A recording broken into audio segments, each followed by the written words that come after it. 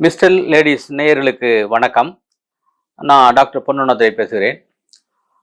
இன்னைக்கு பார்த்தீங்கன்னு சொன்னால், நம்ம எந்த நோய் அதிகமாக இருக்கிறது, எந்த நோயை பற்றி அதிகமாக நம்ம பேசிக்கிறாங்க அப்படின்னு பார்த்தீங்கன்னா, டயாபெட்டிக் தான். அதாவது சர்க்கரை மிகைநிலை. இதைத்தான் நம்ம இப்போ உள்ள பார்த்தீங்கன்னா நிறைய பேருக்கு இந்த சர்க்கரை வியாதியாக வருது.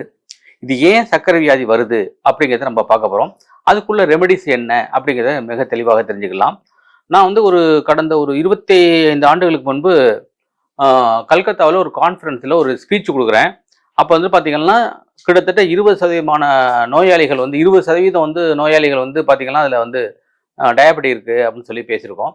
இப்போ பார்த்தீங்கன்னா அது 50 அளவுக்கு அந்த டயாபெட்டிக் நோயாளிகளுடைய எண்ணிக்கை, சர்க்கரை மிகைநிலை நோயாளிகள் எண்ணிக்கை அதிகரிச்சுன்னா அதுக்கு என்ன காரணம் அப்படிங்கிறத நம்ம பார்க்க போகிறோம். இப்போ இந்த சர்க்கரை மிகைநிலை டயாபெட்டிக் வந்தாலே மற்ற பிரச்சனைலாம் வரும். அதான் பெரிய பிரச்சனையே. அது வந்துச்சுன்னா மற்ற பிரச்சனையாக வரும். எல்லா இரத்த குழாய்களும் சுருங்கி போயிடும், சுருங்கி தன்மை குறைஞ்சி போயிடும். அதனால பார்த்தீங்கன்னா பிரெயின் செயல்பாடு குறையும், கண்களுடைய செயல்பாடு குறையும், எல்லாமே தளர்ந்து போயிடும், வெயிட் லாஸ் இருக்கும், இது மாதிரி சோர்வு இருக்கும், எதுலையும் ஆர்வம் இருக்காது, ஸ்ட்ரெஸ் வரும். இது மாதிரி பல காரணங்கள் இருக்கிறது. இதில் நம்ம இது எப்படி இந்த டயாபெட்டிக் உருவாகுது அப்படின்னு முதல்ல தெரிஞ்சுக்கணும். நம்ம சாப்பிட்றோம் இல்லையா உணவு, கார்போஹைட்ரேட், அதாவது மாவுச்சத்து நம்ம சாப்பிட்றோம். நம்ம அதிகமாக நம்முடைய கலாச்சாரம் பண்பாட்டில் பார்த்தீங்கன்னா நிறையா கார்போஹைட்ரேட் உணவுகளாக நம்ம நிறைய சேர்த்துக்கிறோம். இந்த கார்போஹைட்ரேட் அதாவது மாவுச்சத்து என்ன ஆகும் சொன்னால் எனர்ஜியாக கன்வெர்ட் பண்ணணும். அந்த எனர்ஜியாக கன்வெர்ட் பண்ணுறதுக்கு என்ன தேவைன்னா நல்ல உடல் உழைப்பு பண்ணுறப்போ அந்த எனர்ஜியாக கன்வெர்ட் ஆகும். அந்த எனர்ஜியாக கன்வெர்ட் ஆகிறதுக்கு கூட இன்சுலின் தேவைப்படுகிறது. ஒன்றாவது விஷயம். ரெண்டாவது விஷயம், தேவைக்கு அதிகமாக நம்ம சாப்பிட்றோம் அப்படின்னு சொன்னால் என்ன பண்ணணும் சொன்னால் நம்முடைய குளுக்கோஸை கிளைக்கோஜனாக மாற்றி லிவரில் சேமித்து வச்சிரும். வென் நீடு, தேவைப்படுகின்ற பொழுது அந்த கிளைக்கோஜன் இருக்கு இல்லையா, அது குளுக்கோஸை கன்வெர்ட் ஆகும். இந்த நேரத்தில் ஒரு செய்தியை சொல்லிக்கொள்ள விரும்புகிறேன். ஒரு 3 மீனவர்கள் கடலில் தொலைஞ்சு போயிட்டாங்கன்னா 3 மாசமாக கடலே தத்தளிச்சிட்டு இருக்காங்க. உணவு கிடையாது, ஃபுட்டு கிடையாது, தண்ணி கிடையாது, எதுவுமே கிடையாது. ஆனால் அவங்க உயிரோடு இருந்தாங்க. அதுக்கு காரணம் கேட்டிங்கன்னா நம்ம கிளைக்கோஜன் இருக்கு இல்லையா, அதை சேமித்து வச்சுக்கிறது ரிவர்ஸ் ஆகி குளுக்கோஸா மாறிடும். அப்போ அவங்க என்ன பண்ணியிருக்காங்க, மழை பெய்யுது இல்லையா, அந்த தண்ணியை குடிச்சிட்டு இந்த மீன் ஜம்ப் பண்ணி விழுகுது இல்லையா, அதை 3 மாதம் அவங்க உயிரோடு வந்திருக்காங்கனாக்கா அது காரணம் இந்த கன்வர்ஷன் ப்ராசஸ். இந்த குளுக்கோஸை கிளைக்கோஜனாக மாற்றி வச்சிருக்கோம். இதை சர்க்கரை கட்டி அப்படின்னு சொல்கிறோம். ஓகே, ரெண்டாவது விஷயம். மூணாவது விஷயம் என்ன பார்த்தீங்கன்னு சொன்னால், இந்த குளுக்கோஸ் கொழுப்பாக மாற்றி அங்கங்கே வச்சிரும். இப்போ கொழுப்பாக மாற்றி வைக்கிறப்ப பார்த்தீங்கன்னா கொஞ்சம் குண்டா இருக்காங்க இல்லையா, அது நல்லது அப்படி தான் நம்ம சொல்லணும். அதாவது தைராய்டு பிரச்சனையினால ஒரு குண்டானாக்கா அதை நம்ம எடுத்துடக்கூடாது. இப்போ சாதாரண எந்த பிரச்சனையும் தைராய்டு பிரச்சனை எதுவுமே இல்லை, அப்போ குண்டா இருந்தாங்கனாக்கா நிச்சயம் நம்ம சந்தோஷப்படணும். ஏன்னு கேட்டிங்கன்னா அந்த குளுக்கோஸு கிளைக்கோஜனை மாற்றிடுச்சு, அடுத்து குளுக்கோஸ் எனர்ஜியாக கன்வெர்ட் பண்ணிடுச்சு. இந்த குளுக்கோஸ் ஃபேட்டாக கொழுப்பாக மாற்றி அங்கேயே வச்சிருக்கு. இந்த ப்ராசஸ் தான். இந்த ப்ராசஸ் நடைபெறுவதற்கு என்ன தேவைன்னு சொன்னால் இன்சுலின் தேவை. இந்த இன்சுலின் எங்கே சுரக்குது? பேங்க்ரியாஸில் சுரக்குது. கணையம் என்று சொல்கின்ற பேங்க்ரியாஸில் சுரக்குது. இந்த பேங்க்ரியாஸில் நாளமில்லா சுரப்பிகள் அப்படின்னு இருக்கு. நாளமுள்ள சுரப்பிகள், நாளமில்லா சுரப்பிகள். இந்த நாளமில்லா சுரப்பிகள் எண்டோக்ரைன் கிளாண்டில் நீங்கள் 2 விஷயம் சுரக்கும். ஒன்று இன்சுலின், இன்னொன்று குளுக்கோகான்.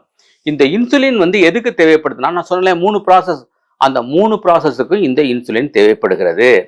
அடுத்த விஷயம் பார்த்தீங்கன்னு சொன்னால், நம்ம இப்போ நம்ம சாப்பிடாம இருக்கிறோம். அப்போ என்ன ஆகணும், நம்ம சிஸ்டம் என்ன ஆகும்னா இந்த சேமிச்சு வச்சிருக்கு இல்லையா கிளைக்கோஜன், அதை குளுக்கோஸாக கன்வெர்ட் பண்ணும். அதை கன்வெர்ட் பண்ணுறதுக்கு தான் குளுக்கோகான் தேவை. அது யார்கிட்ட இருக்குது? அது எங்கே இருக்குது? அது பேங்க்ரியாஸில் சுரக்குது. அப்படி சுரக்கிறப்ப உங்களுக்கு அந்த எனர்ஜி கிடைச்சி நம்ம ஆரோக்கியமாக இருப்போம். இதுதான் இந்த ப்ராசஸ் தான் நடக்குது. இதில் என்ன எப்படி சர்க்கரை வியாதி உருவாகிறது அப்படின்னு பார்த்தீங்கன்னு சொன்னால், நீங்கள் தரமான நல்ல குளுக்கோஸை எடுத்துக்கிறாம இருக்கையில் என்ன ஆகும் சொன்னால், நம்முடைய செல்கள் அந்த குளுக்கோஸ் மூலக்கூறை உட்கரிக்கிற தன்மை கூறைஞ்சி போயிடும். இந்த குளுக்கோஸ் மூலக்கூறை நம்ம செல்கள் உள்வாங்க வேண்டும் என்று சொன்னால் அதற்கு ஒரு இன்சுலின் மூலக்கூறு தேவை. ஒரு இன்சுலின் மூலக்கூறு, ஒரு குளுக்கோஸ் மூலக்கூறு. அப்போ போதுமான அளவு நம்ம உடம்புல இன்சுலின் சுரக்கணும். இப்போ இந்த இன்சுலின் எப்போ சுரக்கும் அப்படின்னு சொன்னால், இந்த நம்மளுடைய குளுக்கோஸ் சாப்பிட்றோம் இல்லையா மாவுச்சத்து, அந்த மாவுச்சத்து குளுக்கோஸ் தரமானதாக இருந்தால் மட்டுமே இன்சுலின் சுரக்கும். இப்போ நிறைய சாப்பிட்றீங்க, அது தரமற்ற குளுக்கோஸ் சாப்பிட்றீங்க அப்படின்னு சொன்னா ஆட்டோமேட்டிக்கா இன்சுலின் சுரக்கிறது கம்மியாயிரும். அப்ப இந்த தரமற்ற குளுக்கோஸை நிராகரிக்கப்படும்.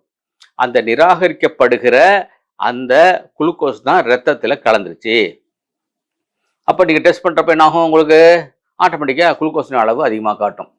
இன்னொன்று பார்த்தீங்கன்னு சொன்னால், இந்த நிராகரிக்கப்பட்ட குளுக்கோஸ் வந்து எக்ஸ்கிரீட் பண்ணணும், அதாவது வெளியேற்ற வேண்டும். அப்ப வெளியேற்றுவதற்கு என்ன தேவை? நம்ம வெளியேற்ற வந்து எதில் மூலம் வெளியேற்றுகிறது? யூரினரி பிளாடர் மூலமா வெளியேற்றுது. அப்ப யூரினரி பிளாடருக்கு போன உடனே நம்மளுடைய உடம்பு எந்த கெட்ட பொருளையும் வைத்து கொள்ளாது. நம்ம ஒரு எக்ஸாம்பிள் சொல்லணே, உங்களுக்கு ஒரு அல்வா வந்து கொடுக்குறீங்க, அல்வா ஸ்வீட் கொடுக்குறீங்க, அது என்ன பண்ணுவீங்க? சுவைச்சு நல்லா சாப்பிடுவீங்க. அதே ஒரு வேப்பங்கொட்டை இருக்குல்ல, அது கொடுத்தீங்கன்னா என்ன பண்ணிடும்? டப்புன்னு துப்பிடுறீங்க இல்லையா? அதுபோல இந்த கெட்ட குளுக்கோஸ் கலந்த ஒரு யூரினை வந்து உடம்பு வச்சுக்கிறாது. அப்ப என்ன ஆயிரும்? அது உடனே எக்ஸிகிரேட் ஆயிரும். அதான் ஃப்ரீக்வெண்ட் யூரினேஷன் வருது. இந்த சக்கரை வியாதிக்கு அடிக்கடி யூரின் வர்றதுக்கு காரணம் அதுதான். அப்ப அவங்க மெலிஞ்சு போறாங்க இல்லையா? மெலிஞ்சு போறதுக்கு என்ன? இந்த குளுக்கோஸ் வந்து கொழுப்பா கன்வெர்ட் பண்ணல, அதனால வந்து அவங்க மெலிஞ்சு போயிடுறாங்க. ஏன் சோர்வா இருக்குங்க? எப்ப பார்த்தாலும் செல்களுக்கு போதுமான அளவு குளுக்கோஸ் கிடைக்கல, அதனால அவங்க சோர்ந்து போறாங்க. கண்கள் ஏன் அவங்களுக்கு மங்கலாயிருது, சரியா பார்வை கம்மியாகிட்டே வருது? அது என்ன கேட்டீங்கன்னா, கண்களுக்கு போதுமான அளவு சத்து கிடைக்கல. ஸோ இது போல ஒவ்வொரு செல்களுக்கும் தேவைப்படுகிற தரமான குளுக்கோஸ் கிடைக்காதனால தான் இவ்வளவு பிரச்சனைகள் வருது. ஆகையினால் நான் என்ன சொல்ல வரேன்னு சொன்னால், இதை நீங்களே கட்டுப்படுத்திக்கிறணும், நம்மளே குறைச்சிக்கணும் அப்படின்னு சொன்னால் 2 விஷயங்கள் இருக்கு. உணவு கட்டுப்பாடு தேவை. இந்த உணவு கட்டுப்பாடுன்னு சொன்னால், நம்ம ஒரு நாளைக்கு ஆவரேஜா நம்ம உடம்புக்கு எவ்வளவு குளுக்கோஸ் தேவைப்படுதுன்னு சொன்னா, அப்ராக்சிமேட்டா 150 கிராம்லேருந்து 250 கிராம் இந்த அளவு தான் நம்மளுக்கு குளுக்கோஸ் தேவைப்படுகிறது.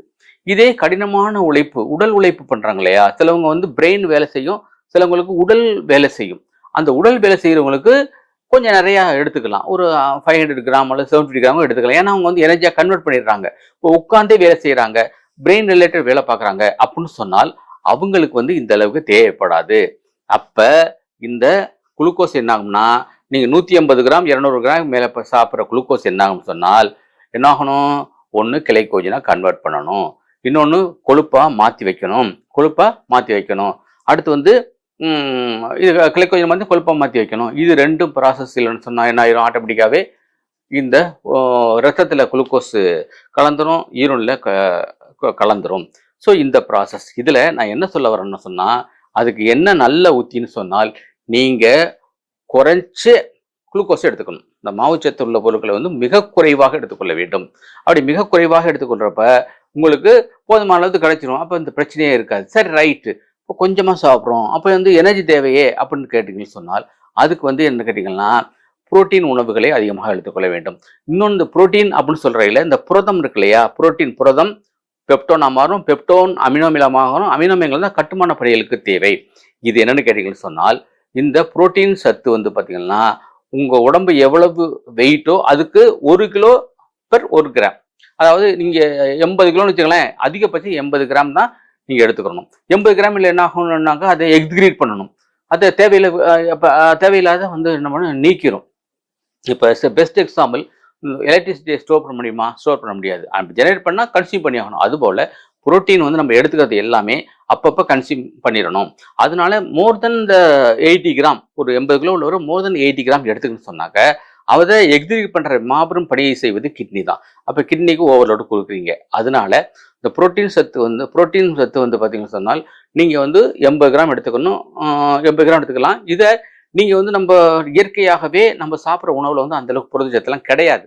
அப்போ நீங்கள் சப்ளிமெண்ட்டாக எடுத்துக்கிறீங்க. அப்போ துணை உணவா இணை உணவை எடுத்துக்கிறப்ப அப்போ தான் நீங்கள் ரொம்ப கேர்ஃபுல்லாக இருக்கணும். நீங்கள் 80 கிலோன்னு வச்சுங்களேன், 20 கிராம் ஆல்ரெடி நீங்கள் சாப்பிட்ற உணவு கிடைக்குது. அப்போ ஒரு 60 கிராம் வந்து நீங்கள் வேணால் சப்ளிமெண்ட் எடுத்துக்கலாம். இதை 120 கிராம் 150 கிராம் 200 கிராம் நீங்கள் எடுத்துக்கின்னு சொன்னால் அதை நம்ம உடம்பு ஏற்றுக்கிறாது, அது எக்ஸிக்ரீட் பண்ணிடும். அதனால அந்த புரோட்டீன் எடுக்கையில் ரொம்ப ஜாக்கிரதையாக எடுத்துக்கிறோம். அடுத்து வந்து ஃபைபர் கண்டென்ட் உணவு, நார்ச்சத்து மிகையாக உள்ள உணவு.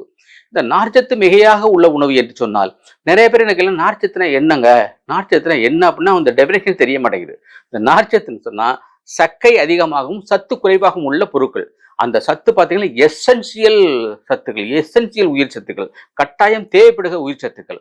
அந்த கட்டாயம் செய்யப்படுகிற உயிர்ச்சத்துக்கள் பார்த்தீங்கன்னா vitamins and minerals and trace elements. இது பார்த்தீங்கன்னா உடம்பை ஒழுங்குபடுத்துபவை. அதுதான் ரெகுலேட் தி சிஸ்டம். நம்முடைய சிஸ்டம் வந்து ஒழுங்காக வேலை செய்வதற்கும் மெட்டபாலிசத்தை ஒழுங்காக வேலை செய்வதற்கும் பயன்படுகிறது இந்த ட்ரேஸ் எலிமெண்ட்ஸ், விட்டமின்ஸ், மினரல்ஸ் தான். அப்போ நீங்கள் காய்கறிகளை நிறையா சேர்த்துக்கிறங்க. பச்சை காய்கறிகளை நல்லா குக் பண்ணி சாப்பிடுங்க. பழங்கள்னு பார்த்தீங்கன்னு சொன்னால் நீங்கள் கொய்யா காய் இருக்கு இல்லையா, அது அதிகமாக எடுத்துக்கலாம். வெள்ளரிக்காய் அதிகமாக எடுத்துக்கலாம். அடுத்து வந்து ஆப்பிள் வந்து ஒரு 6 ஆப்பிள் இது மாதிரி எடுத்துக்கலாம். அதாவது கார்போஹைட்ரேட் இல்லாத பழங்களை நீங்கள் மிகையாக எடுத்துக்கொள்வது ரொம்ப ரொம்ப ரொம்ப நல்லது. இது மாதிரி எடுத்துட்டீங்கன்னு சொன்னாலும் உங்களுக்கு வந்து அந்த சர்க்கரை வியாதி கட்டுக்குள் வரும். அடுத்து இன்னும் இது என்னென்னு கேட்டீங்கன்னா, நீங்கள் வந்து இன்னொன்று டிப்ஸ் என்ன சொல்லித்தரேன்னு சொன்னால், நீங்கள் உணவு பழக்கங்களை ஒழுங்குபடுத்திக்கணும்.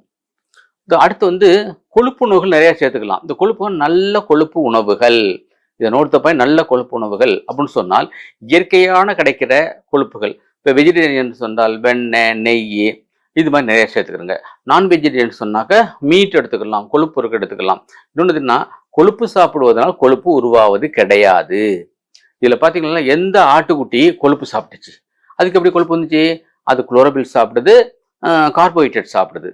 ஈவன் இந்த செம்பிளி ஆட்டு இருக்கு இல்லையா, அது ட்ரை லீவ்ஸ் தான் சாப்பிடும், அதுக்கே எப்படி கொழுப்பு வந்துச்சு? அப்போ கொழுப்பு சாப்பிடுவதனால் கொழுப்பு உருவாது கிடையாது. அப்போ கொழுப்புணவு வந்து நம்ம உடலுக்கு ரொம்ப ரொம்ப ரொம்ப ரொம்ப நல்லது. அதை நீங்கள் எடுத்துக்கலாம். ஸோ இது மாதிரி உணவு பழக்கங்களை மாற்றுறப்ப உங்களுக்கு நல்ல தீர்வு கிடைக்கும்.